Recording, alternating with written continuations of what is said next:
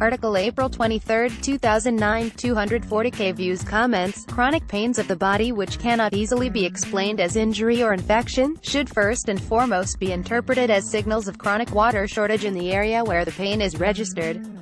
These pain signals should first be considered and excluded as primary indicators for dehydration of the body before any other complicated procedures are forced on the patient. Dr. F. Batman Galich. The human body is a bioelectrical water machine that requires a quart a day for every 50 pounds of body weight.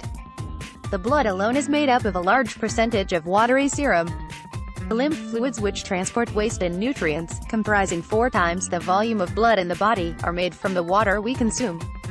Every cell that makes us who we are literally owes its life to an adequate supply of fresh, clean water. When the body does not receive a constant, reliable supply of water, it has to ration what is available and cut back on certain functions to make the supply go round. Essential systems like the brain are prioritized, others are impaired or cut back until the brain has decided a reliable source of water has been garnered. Here's the rub. Most citizens have become chronically and dangerously dehydrated, especially the elderly, since we decided water was too bland to drink and ignored it in favor of tea, coffee, beer, wine, addictive sodas, flavored water and other chemical-laced water alternatives. A disastrous and dangerous move for the body and society's health in general, to be sure, compounded further since most doctors today cannot readily identify the many water-deficient diseases and associated pains. Thus, the underlying dehydration process continues to wreak its havoc while the inevitable drugs given will switch off the warning signals. Symptoms: consider the following conditions: heartburn, arthritis, lupus, asthma, high cholesterol, high blood pressure, heart disease, cancer formation, hot flushes and menstrual problems, obesity, allergies, bulimia, chronic fatigue syndrome, ME, angina, the lower back pain, gout, kidney stones, skin disorders, diabetes, fungal, yeast overgrowth, multiple sclerosis, migraine headaches, general aches and pains, morning sickness, depression, heavy, burdensome periods, colitis, dyspepsia and peptic ulcers. Are all of these conditions linked to a chronic state of dehydration? World-renowned water expert Dr. Faridun Batman Galich, in his latest bestseller, Water and Salt, Your Healers from Within, maintains that the above conditions are the body's many cries for water, and complaints dramatically improved with a consistent and long-term intake of the fresh, clean water. Dr. Batman's timely work has helped thousands quash long-term health problems effortlessly and inexpensively. He writes, "The report of my having successfully treated with water more than 3,000 people with symptoms and clinical signs of peptic ulcer disease was published in the Journal of Clinical Gastroenterology in June 1983. I came away from that experience with the understanding that the people I treated were thirsty, and I uncovered the phenomenon that pain in the body indicates thirst, even though the condition is classified as a disease. Water is used by the body for digestion, detoxifying cells, watering the lungs, lubricating joints, keeping the body alkalized, and a host of cleaning duties.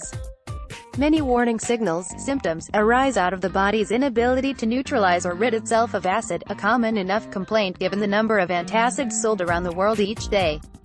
I drink coffee, tea, diet sodas, beer and a host of other liquids.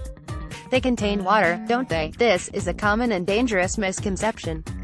Many of today's designer drinks are diuretic in their effect, water expelling, because their mostly acidic compositions require the body to give up water and alkalizing minerals to eliminate their harmful residues.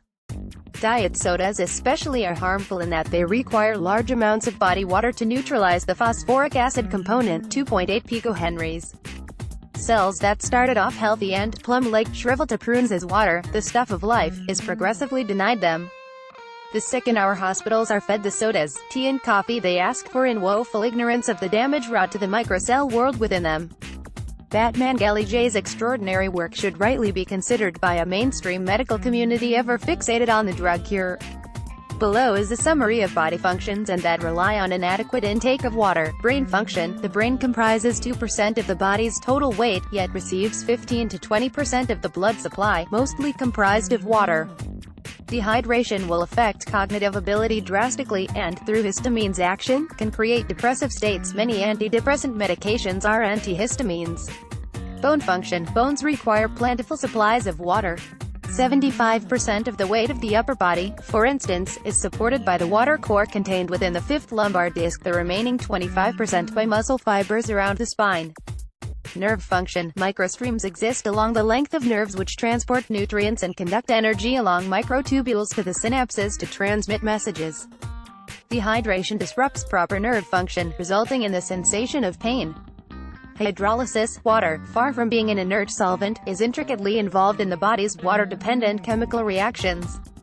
Lack of water means incomplete or faulty metabolic processes, with obvious implications for continued health and well-being.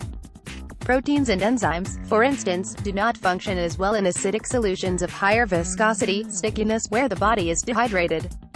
Cellular energy, as water is drawn through the cell membrane, its osmotic flow generates